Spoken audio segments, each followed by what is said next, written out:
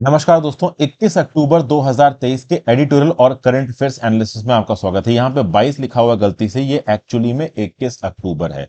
Overall 21 अक्टूबर के नाम से ही टेलीग्राम ग्रुप में मैंने पीडीएफ अपलोड की, उसे आप 21 अक्टूबर का समझिए।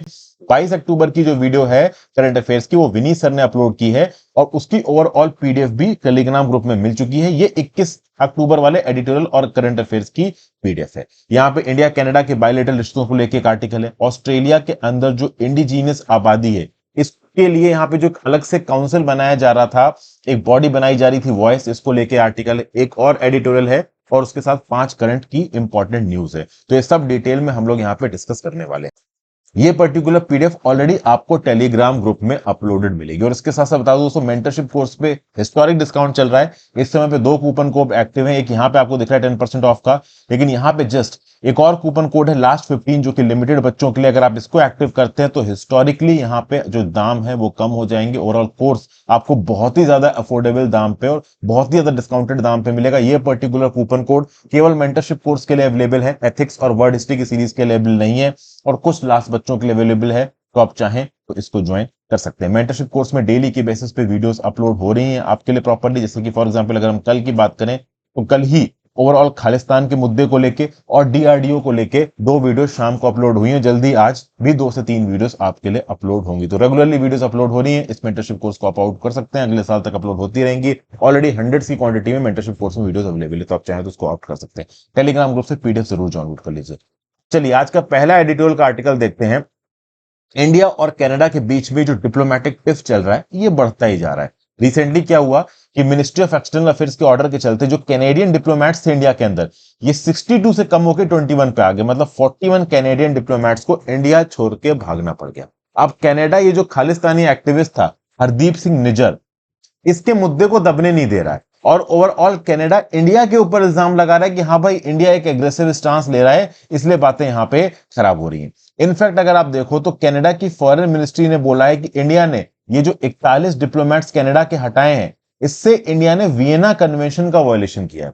मिनिस्ट्री ऑफ एक्सटर्नल अफेयर्स ने बोला कि भाई, हमने कोई वायलेशन नहीं किया है। अगर आप वियना कन्वेंशन का आर्टिकल 11.1 देखते हैं तो वहां पे इंडिया के पास ये पावर है कि वो ओवरऑल डिप्लोमेटिक जो अपॉइंटमेंट्स है उनकी स्टाफ की पैरिटी को मेंटेन कर सके। देखिए यहां पे बहुत सारी चीजें हुई हैं दोस्तों। क्या है, कनाडा के जो कंज्यूलर सर्विसेज के ऑफिसेज हैं वो इंडिया में बहुत सी जगहों पे ऑपरेट करते हैं। जैसे कि अगर कनाडा की डिप्लोमेटिक ऑफिसेज की बात की जाए तो चंडीगढ़ के अंदर कनाडा की कंज्यूलर सर्विसेज प्रोवाइड करने के लिए उनका कंज्यूलर ऑफिस है। वहां पे कनाडा के डिप्लोमेट्स पोस्टेड हैं जो कि वीजा वगैरह इशू करते हैं। मुंबई में कनाडा का कंज्यूलर ऑफिस है और बेंगलुरु में कनाडा का कंज्यूलर ऑफिस है। फिर हाई कमीशन ऑफिस तो कनाडा का है ही दिल्ली के अंदर। अब यहां पे हुआ क्या है कि जब 62 से 41 की इंडिया ने कनाडा के डिप्लोमेटिक स्टाफ की स्ट्रेंथ, तो यहां पे कनाडा की सरकार ने क्या किया कि अब चंडीगढ़, मुंबई और बेंगलुरु में कनाडा कंज्यूलर सर्विसेज प्रोवाइड नहीं करेगी। कंज्यूलर सर्विस में एक बहुत इंपॉर्टेंट सर्विस होती है वीजा इशू करना। फॉर एग्जांपल पंजाब के रीजन के लोगों को अगर कनाडा में जाना है, जो कि बड़े तादाद में जाते हैं, तो वो अपना वीजा प्रोसेस कराने के लिए कहां जाएंगे? वो जाएंगे चंडीगढ़ वाले कनाडा के कंज्यूलर ऑफिस में। लेकिन अब चूंकि चंडीगढ़ के अंदर ये कंज्यूलर सर्विसेज बंद हो गई, तो अब इन लोगों को जाना पड़ेगा कहां? इनको जाना पड़ेगा दिल्ली के कनाडा के कंज्यूलर या फिर एम्बेसी ऑफिस में। प्रॉब्लम यह है दोस्तों कि 17,500 से ज्यादा इंडियन नेशनल्स की जो वीजा एप्लीकेशन है कनाडा के अंदर वो पेंडिंग है, वो और यहां पे डिले हो जाएंगी। कनाडा बोल रहा है कि भाई हम क्या करें, ये इंडियन सरकार तो यहां पे स्टाफ कट करती जा रही है, 62 से 21 हो गया, तो हम भाई इतने कम स्टाफ में कैसे काम करेंगे। भारत सरकार ने यहां पे स्टेटमेंट दिया है एमईए ने कि भैया, हम तो जो स्टाफ की पैरिटी मेंटेन कर रहे थे वो हम मेंटेन कर रहे थे जो एम्बेसी है कनाडा की दिल्ली के अंदर, और जो इंडिया की एम्बेसी है ओटावा के अंदर, हम उसमें पैरिटी ला रहे थे। हमने तो चंडीगढ़, मुंबई और बेंगलुरु की कंज्यूलर सर्विसेज की रिस्पेक्ट में कुछ किया ही नहीं। देखिए, इंडिया के कंज्यूलर ऑफिसेज की आप बात करोगे तो इंडिया का जो एम्बेसी है वो ओटावा में, उसके अलावा कनाडा के 2 शहरों में, वैंकूवर में और टोरंटो में इंडिया के कंज्यूलर ऑफिसेज हैं। तो इंडिया वीजा वहां से इशू करेगा। इंडिया ने तो वैसे भी कैनेडियंस को वीजा इशू करना शुरू कर दिया, और पहले जो कैनेडियंस को लॉन्ग टर्म वीजा इशू हुए थे, जो बिजनेसमैन को इशू हुए थे, वो वैसे ही रद्द हो गए थे। कनाडा ने वीजा सर्विसेज बंद नहीं की, लेकिन कनाडा ने 3 जगहों पर, ये जो चंडीगढ़ में ऑफिस था, मुंबई में ऑफिस था और बेंगलुरु में ऑफिस था, वहां पे कंज्यूलर सर्विसेज देनी बंद कर दी हैं। मतलब वीजा नहीं देंगे, बिजनेसमैन को एंटरटेन नहीं करेंगे, कल्चरल कॉन्टैक्ट्स उन ऑफिस से नहीं हो पाएगा। वो सब अब कनाडा की जो एम्बेसी है दिल्ली में, वहां से होगा। तो बेसिकली थोड़ा बहुत एक्शंस यहाँ पे कनाडा ने भी लेना शुरू कर लिया है। और कनाडा की जो फॉरेन मिनिस्टर है मेलिन, वो इंडिया के ऊपर इल्जाम लगा रही है कि India article 11.1 of Vienna convention on diplomatic relations को वायलेट कर रहा है।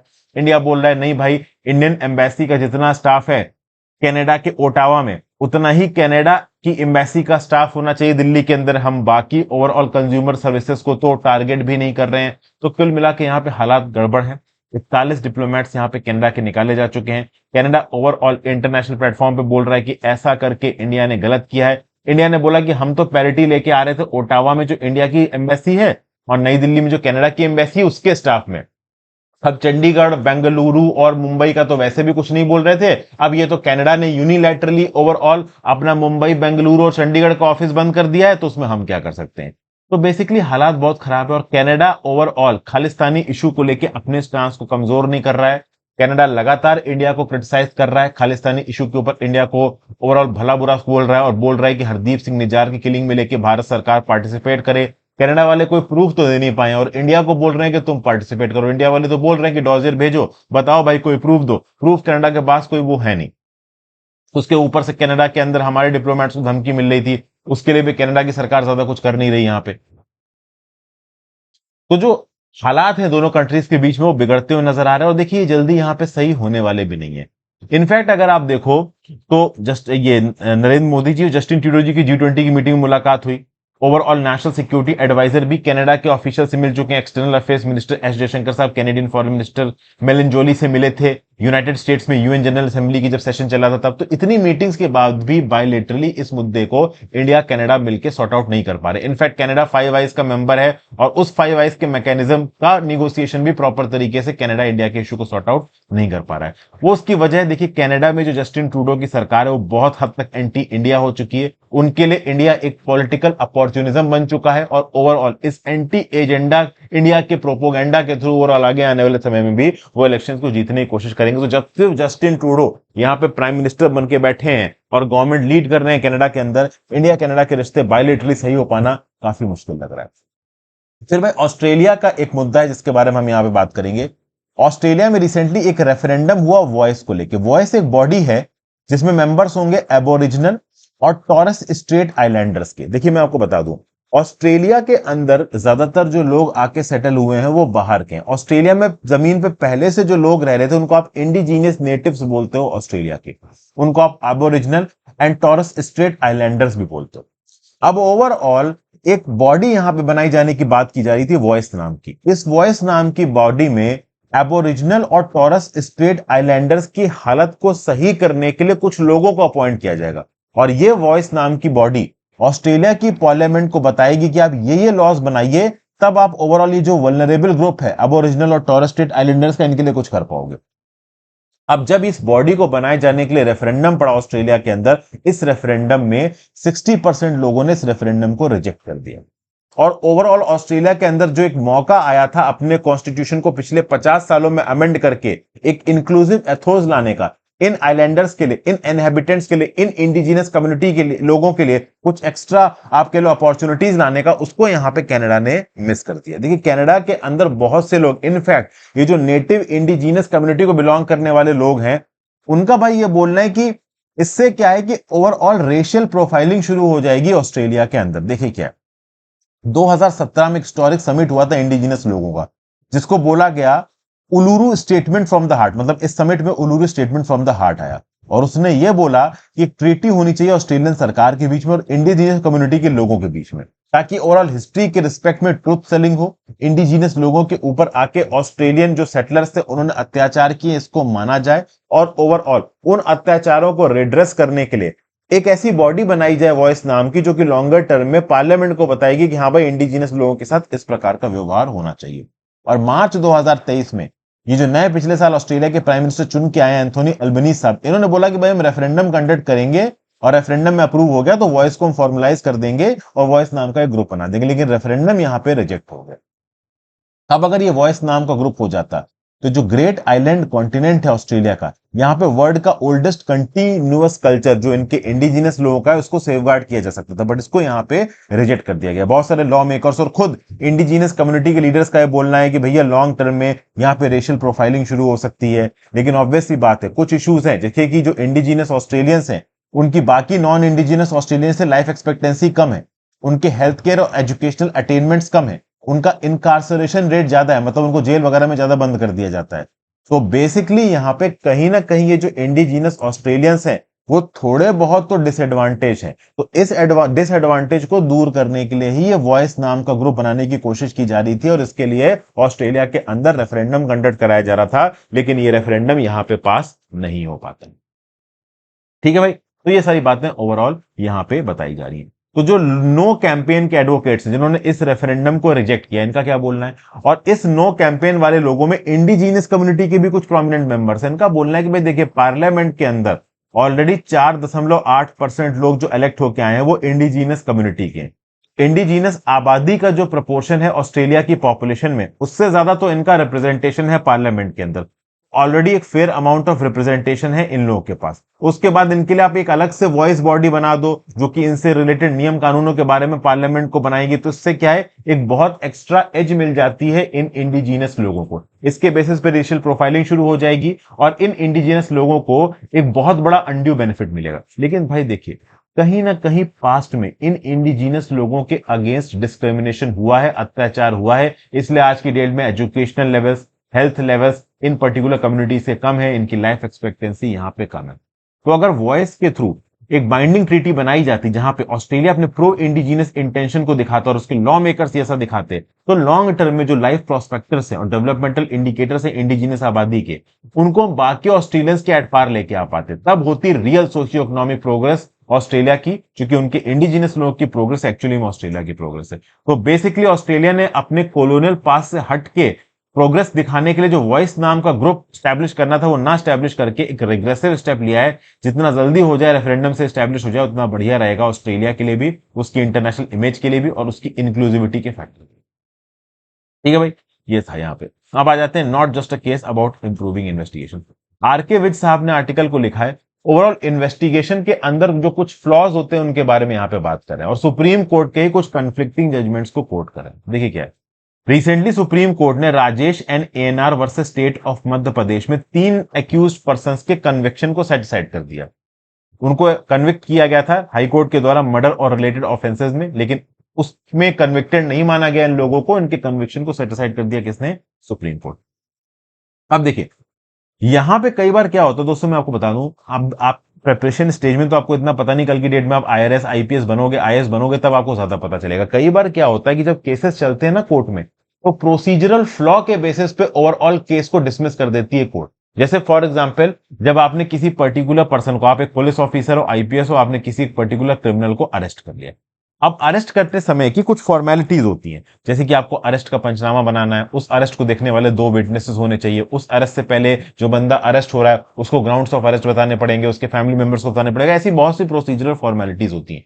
कई बार क्या होती है कि जो अरेस्टिंग अथॉरिटीज होती है, जो पुलिसमैन होते हैं, वो इनमें से कुछ फॉर्मेलिटीज नहीं करते हैं, या तो वो भूल जाते हैं या जबरदस्ती नहीं करते हैं, ठीक है ना, या फिर ठीक से नहीं कर पाते हैं, और बाद में इन फॉर्मेलिटीज को एक वल्नरेबिलिटी बना के जो एक्यूज्ड का लॉयर है वो कोर्ट में केस लगता है और इन टेक्निकलिटीज के बेसिस पे अपने क्लाइंट को बचा लेता है।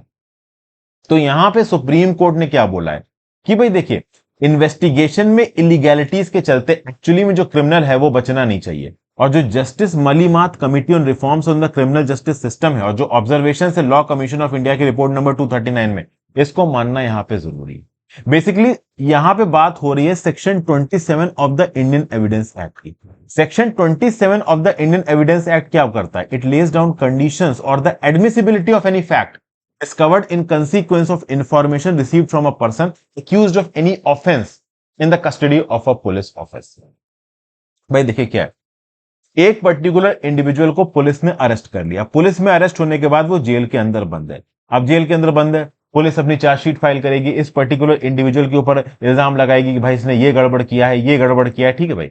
अब क्या है, इन गड़बड़ों को प्रूव करने के लिए हो सकता है कुछ डॉक्यूमेंट्स पुलिस ने अपनी इन्वेस्टिगेशन के समय पे इकट्ठा किए हो, उस पर्टिकुलर इंडिविजुअल की जो स्टेटमेंट थी उस स्टेटमेंट के कुछ प्रूफ्स को यहाँ पे निकाला हो, उसको एज एविडेंस यहाँ पे पुलिस इस्तेमाल कर रही हो। तो ये सब काम करने में एक जो प्रोसीजर है ना, उसको फॉलो करना पड़ता है पुलिस को। वो procedure section 27 of the Indian Evidence act में लिखा है।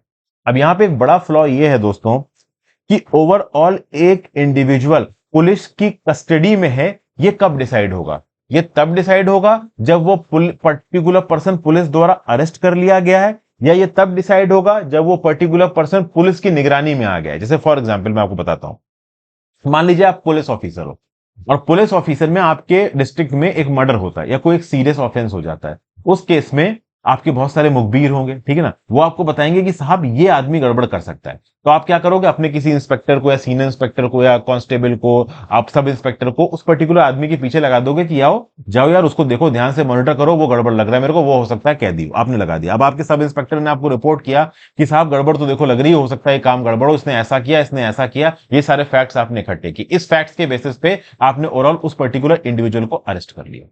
सुप्रीम कोर्ट में कई बार वो जो अरेस्टेड पर्सन है, वो जो क्रिमिनल है, उसका लॉयर आके इस बेसिस पे लड़ता है कि भाई ओवरऑल इस पर्टिकुलर इंडिविजुअल को अरेस्ट किया गया, अरेस्ट के पहले के जो बेसिस यहां पे पुलिस ने बता रखे हैं, उसका कोई पंचनामा ड्रॉ नहीं हुआ है, उस पंचनामा का कोई विटनेस नहीं था, इसलिए उन फैक्टर्स को आप लीगल एविडेंस नहीं मान सकते। इसलिए इस पर्टिकुलर मेरे क्लाइंट के खिलाफ जो केस इंस्टीट्यूट किया गया इसको गलत है और कोर्ट को बोलता है लॉयर्स को छोड़ दो। तो बेसिकली यहां पे टेक्निकलिटीज, लूप होल्स को एक्सप्लॉइट करके जो क्रिमिनल्स है उनको बचाने की कोशिश की जाती है। कई बार हो सकता है कि इंडिविजुअल क्रिमिनल ना हो, लेकिन आपको पता है ना कि इंडिया के अंदर नियम कानून क्या होता है कि until proven guilty you are innocent.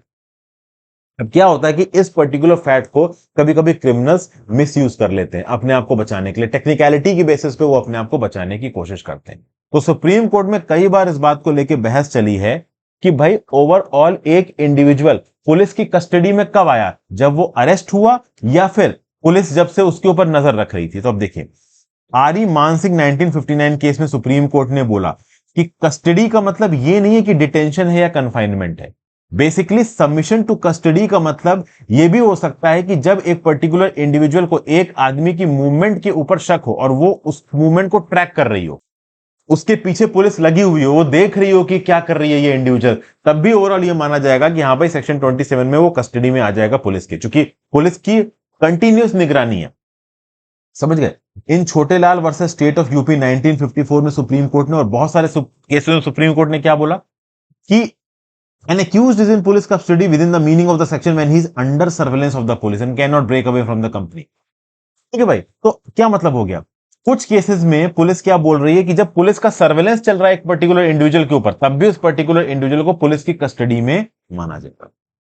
और कुछ केसेस में सुप्रीम कोर्ट ने क्या बोल रखा है कि जब पुलिस ने ऑफिशियली एक पर्टिकुलर इंडिविजुअल को अरेस्ट किया, तो अरेस्ट का पंचनामा बना, अरेस्ट के विटनेसेस थे, उसके बाद जो डॉक्यूमेंट्स ऑन रिकॉर्ड आए उनके बेसिस पे उस इंडिविजुअल के अगेंस्ट केस चलाया जाएगा। तो सुप्रीम कोर्ट के खुद के जजमेंट्स में यहां पे बहुत सारे कॉन्फ्लिक्ट्स निकल के आ रहे हैं।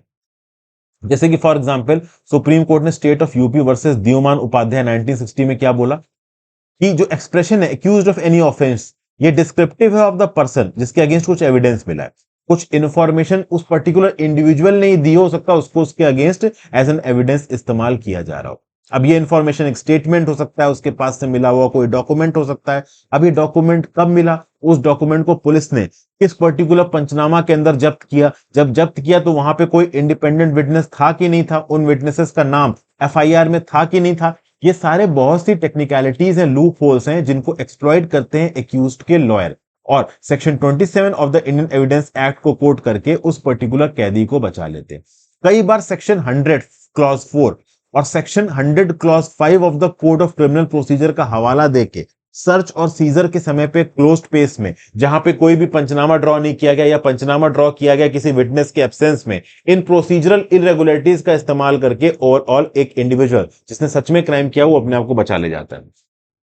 कोर्ट यहां पे बोल रही है कि अगर एक्चुअली में पुलिस ने मेहनत करके सही तरीके से केस को इंस्टीट्यूट किया है, ऐसे केसेस में सेक्शन 100 क्लॉज 4 और section 100 clause 5 of the code of criminal procedure की जो वल्नरेबिलिटीज है इनको माना नहीं जाएगा, पुलिस के केस को सही माना जाएगा। लेकिन अब ऑब्वियस सी बात है, इंडिया का लॉ क्या बोलता है कि भाई until proven guilty you are innocent. तो ये अपने आप में इसका एम्बिट इतना बड़ा है कि section 27 of the Indian evidence section 100 clause 4, section 100 clause 5, इनको इस्तेमाल करके एक इंडिविजुअल अपने आप को बचा ले जाता है और पुलिस की मेहनत बहुत सारे केसेस में बेकार हो जाती है।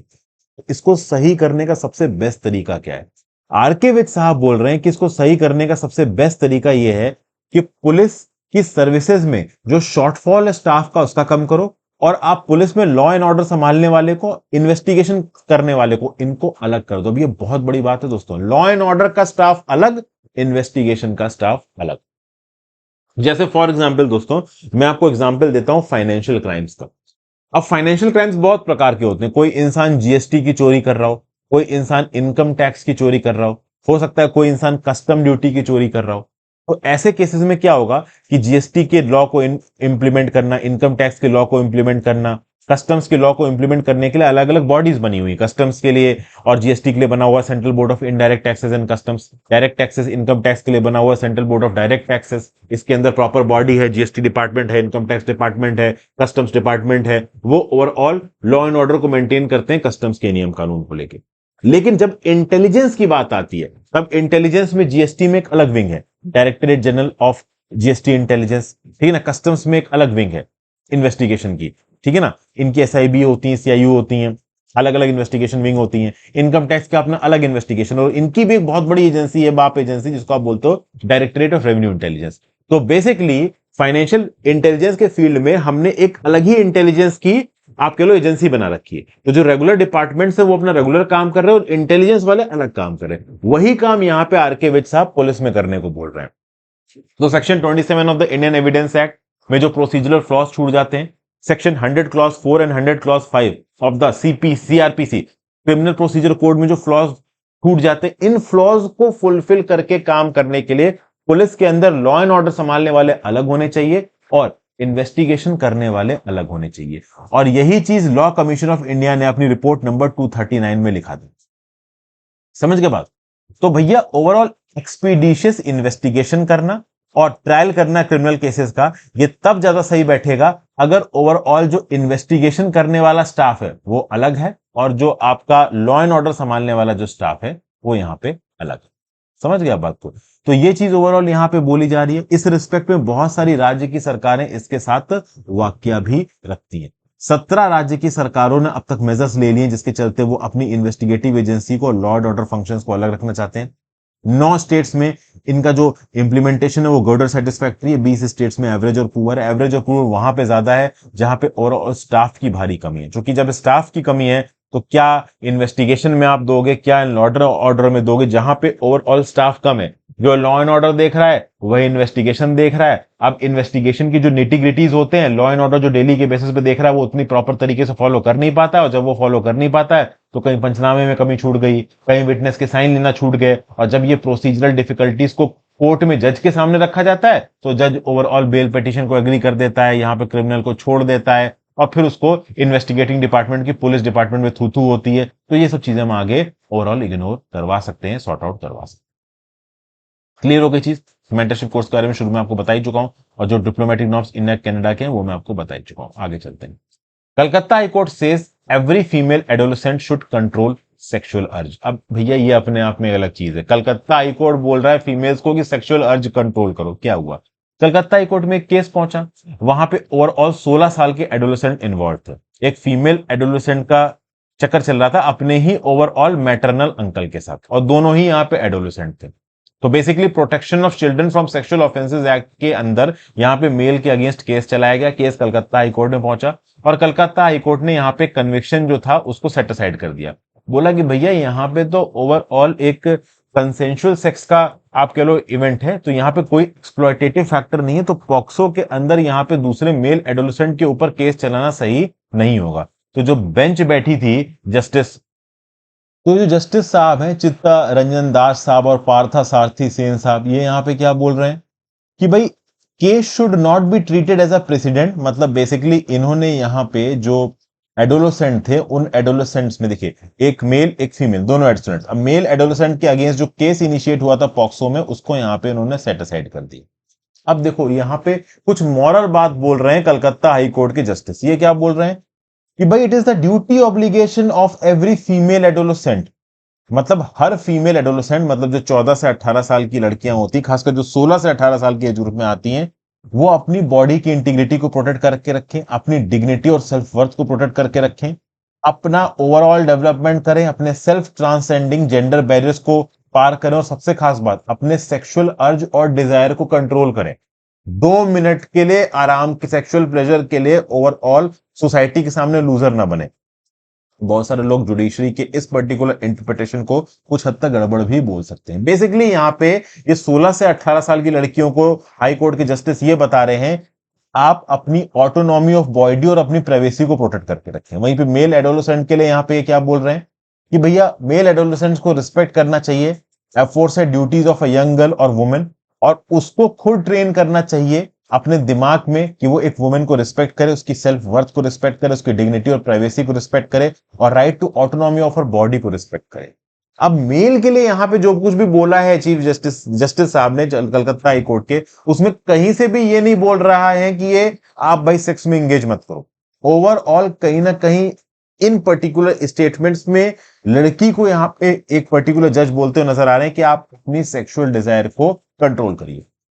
मतलब बेसिकली लड़की मना कर एक लड़के को अपने सेक्सुअल एंगेजमेंट्स में आने से पहले, अगर कंसेंशुअल बेसिस पे हो रहा है, तो लड़के की उतनी भी गलती नहीं है, ठीक है ना, जहां जबकि पॉक्सो के एक्ट में लड़के को यहां पे ओवरऑल रिस्पॉन्सिबल माना जाता है। फिर ओवरऑल यहां पे ये भी बोल रहे हैं कलकत्ता हाई कोर्ट के जजेस कि भाई 16 से 18 साल के एडोलेसेंट्स अगर कंसेंशुअल सेक्स में अपने आप को इन्वॉल्व कर रहे हैं, तो बेटर ये रहेगा कि उनको पॉक्सो के अंदर चार्ज ना किया जाए, ठीक है ना।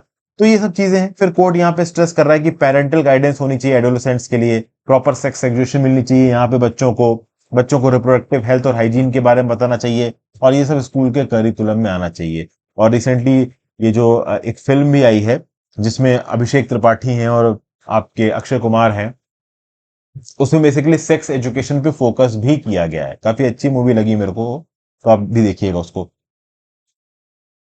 तो यहाँ पे कलकत्ता हाईकोर्ट के जजेस पॉक्सो एक्ट की एजेस को टिंकरिंग नहीं कर रहे हैं, वो बस ये बोल रहे हैं कि भाई 16 से 18 में जो कंसेंशुअल एडोलेसेंट आपके लो सेक्सुअल एक्टिविटी हो रही है, उसको भाई डीक्रिमिनलाइज कर दो आप, ठीक है ना। अब ये बहुत नॉर्मल है कि अपोजिट सेक्स के जो एडोलेसेंट्स हैं वो एक दूसरे की तरफ फिजिकली अट्रैक्ट होंगे, बट यहाँ पे कुछ मॉरल रिस्पॉन्सिबिलिटीज डाल रहे हैं जज साहब लड़के और लड़कियों के ऊपर, एडोलेसेंट लड़के लड़कियों के ऊपर। अब मैं आपको बता दूं, अगर आप यूपीएससी या किसी एग्जाम की सीरियसली तैयारी नहीं कर रहे हो, तो ज्यादातर तो एडोलेसेंट लड़के लड़कियां इन पर्टिकुलर आर्टिकल को जज साहब ने क्या बोला इसको सुनने वाली भी नहीं है। अभी हिंदू कितने लोग पढ़ते हैं, और हिंदू की भी इतने टेक्निकल कितने लोग पढ़ते हैं। ज्यादातर जो एडोलेसेंट्स हैं वो टाइम्स ऑफ इंडिया का या हिंदुस्तान टाइम्स का जो पीछे वाला जो संडे टाइम्स वाला आर्टिकल आता है जिसमें हीरो हीरोइनों की फोटो छपते हैं और जो फिल्मी गॉसिप छपती है वही ज्यादा पढ़ते हैं। तो इतने नॉलेजफुल और आप कह लो इंक्लूसिव आर्टिकल कोई पढ़ता ही नहीं हो। जब जो यंग एज में, उस यंग एज में उसका अलग ही खून गर्म होता है, अलग ही जोश होता है, अलग ही भाई एक दूसरे के प्रति अट्रैक्शन होता है।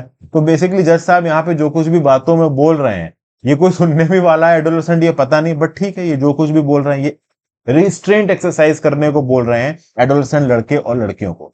और ये रिस्ट्रेंट एक्सरसाइज करना क्या पॉसिबल है उन एडोलेसेंट लड़के लड़कियों में जो बिल्कुल ही यंग स्टेज है अपने लाइफ के? अपने आप में बहुत कंट्रोवर्शियल टॉपिक है। आपकी इसके बारे में क्या राय है नीचे कमेंट बॉक्स में जरूर लिखिएगा। फिर आगे जाते हैं आखिरी के 2 आर्टिकल। पीएम मोदी साहब ने पहली रीजनल रैपिड ट्रांजिट सिस्टम नमो भारत को यहाँ पे लॉन्च किया, तो फ्लैग ऑफ की गई है पहली आरआरटीएस नमो भारत ट्रेन। ये इंडिया के फ्यूचर को दिखाती है। भाई 17 किलोमीटर का जो स्ट्रेच है Sahibabad to Duhai depot in Uttar Pradesh, overall इसमें राइड ली है स्कूल के बच्चों के साथ। पहले टिकट खरीदा मोदी जी ने, फिर वो उस ट्रेन के अंदर बैठे। वैसे देखा जाए जो फुल स्ट्रेच वो 82 किलोमीटर का है दिल्ली गाजियाबाद मेडर का, उसके बीच का 17 किलोमीटर का स्ट्रेच लिया है। 2025 तक ये 82 किलोमीटर का स्ट्रेच पूरी तरीके से वैलिड हो जाएगा, शुरू हो जाएगा। तो जो नमो भारत ट्रेन है ये नए इंडिया को डिफाइन करेंगी, नए रेजोल्यूशंस को डिफाइन करेंगी। दिल्ली मेरठ का जो स्ट्रेच है ये बस एक बिगनिंग है, उसके बाद दिल्ली, उत्तर प्रदेश, हरियाणा, राजस्थान, बहुत से हिस्सों को देश के कनेक्ट किया जाएगा इस पर्टिकुलर नमो भारत ट्रेन से। ये एम्प्लॉयमेंट भी क्रिएट करेंगी, कनेक्टिविटी को भी बढ़ाएंगे। जो लोग ओवरऑल दूसरी जगहों पे नौकरी करने जाते हैं वो इन पर्टिकुलर ट्रेनों का फायदा उठा सकते हैं। फाउंडेशन स्टोन रखा है यहाँ पे इस पर्टिकुलर प्रोजेक्ट का। इनफैक्ट 4 साल पहले फाउंडेशन स्टोन रखा था। अब ये ट्रेन का आप कह लो एक स्ट्रेच जो आप टेस्टिंग फेज वाला स्ट्रेच है वो यहाँ पे शुरू हो चुका है, और आगे आने वाले 1.5 से 2 सालों में कुल मिला के फिर से इसको प्रॉपर तरीके से पूरी तरीके से इनॉग्रेट करेंगे मोदी जी, ऐसा इन्होंने बोला है। मतलब ये भी कॉन्फिडेंस दिखा रहे हैं कि 2024 के जनरल इलेक्शंस ये जीत लेंगे। आरआरटीएस एक नई rail based semi high speed high frequency commuter transistor system है। इसकी जो स्पीड है वो 180 किलोमीटर पर आवर की स्पीड पे चलेगी। रीजनल डेवलपमेंट इनिशिएटिव है। और दिल्ली से मेरठ के रिस्पेक्ट में इसकी इंपॉर्टेंस इसलिए ज्यादा है दोस्तों, दिल्ली से मेरठ का डिस्टेंस ज्यादा नहीं है, बट अगर आप रोड से या बस से जाओगे तो बहुत सारे कंजेशन है। ट्रेन ओवरऑल अगर अपनी रूट पे बिना रुके चलती है तो बहुत स्पीड में इस रास्ते को तय कर सकती है। 1 घंटा से कम लगेगा दिल्ली से मेरठ पहुंचने में। इसको 30,000 करोड़ के खर्चे बनाया जा रहा है। ओवरऑल दिल्ली से मेरठ के बीच का सफर 1 घंटे से कम में होगा। टोटल 8 RRTS को आइडेंटिफाई किया जा रहा है इंडिया के अंदर रीजनल रैपिड ट्रांजिट सिस्टम को। कौन कौन से कहां कहां पे? नेशनल कैपिटल रीजन में देखिए, दिल्ली गाजियाबाद मेरठ, दिल्ली गुरुग्राम SNB अलवर, दिल्ली पानीपत, इन सब रूट्स पे इसको लॉन्च किया जाएगा। रूट्स के बारे में भी बातचीत हो रही है। तो basically state of the art regional mobility solution है, जो कि वन ऑफ द बेस्ट होगी वर्ल्ड में, वन ऑफ द मॉडर्न होगी, और ओवरऑल इंडिया का इंटेंस जो हाईली डेंस ट्रांसपोर्टेशन सिस्टम है इसको और स्ट्रीमलाइन करेगी। फिर एक न्यूज अब तक आपने सुनी होगी भाई, ओवरऑल ये जो गाजा में इजराइल हमास की जंग हो रही है, इसके चलते पूरी दुनिया बढ़ चुकी है। और इसमें केरला की एक गवर्नमेंट फर्म है जिसने इजराइल के लिए जो पुलिस यूनिफॉर्म्स बनाने वाला जो ऑर्डर है इसको यहां पे कैंसिल कर दिया। हर साल ये 1 लाख पुलिस की यूनिफॉर्म की शर्ट्स बना के इजराइल में भेजते हैं, लेकिन चूंकि इजराइल और पैलेस्टीनियन मिलिटेंट ग्रुप में लड़ाई यहां पे बढ़ती जा रही है और ओवरऑल इजराइल एक फ्रेश ग्राउंड इन्वेजन लॉन्च करने वाला है, तो इसके चलते इस पर्टिकुलर फर्म ने बोला है कि भाई अभी के लिए हम इजराइल की पुलिस को ये पर्टिकुलर शर्ट बना के नहीं देंगे। कंपनी का नाम है Marian apparels company. Overall 1 lakh shirt ये इजरायली पुलिस के लिए एनुअली बनाते हैं, पिछले 8 साल में बना रहे हैं, ठीक है ना। तो भाई अभी तक जो इनके ऑलरेडी ऑर्डर आ चुके हैं उस ऑर्डर को ये पूरा कर देंगे। दिसंबर से नए ऑर्डर्स लेना बंद कर देंगे। जब तक ये जंग बंद नहीं हो जाती तब तक ओवरऑल इजराइल की पुलिस को ये शर्टें प्रोवाइड नहीं करेंगे। इस कंपनी का बोलना है कि भाई हमारी रिस्पॉन्सिबिलिटी बनती है। कंपनी का एनुअल टर्नओवर ही 80 करोड़ का है। एक बहुत बड़ा इसका हिस्सा इजराइल से आता है जब ये शर्ट्स एक्सपोर्ट करते हैं। अगर ये शर्ट्स एक्सपोर्ट नहीं करेंगे तो कहीं ना कहीं ओवरऑल इनको नुकसान होगा।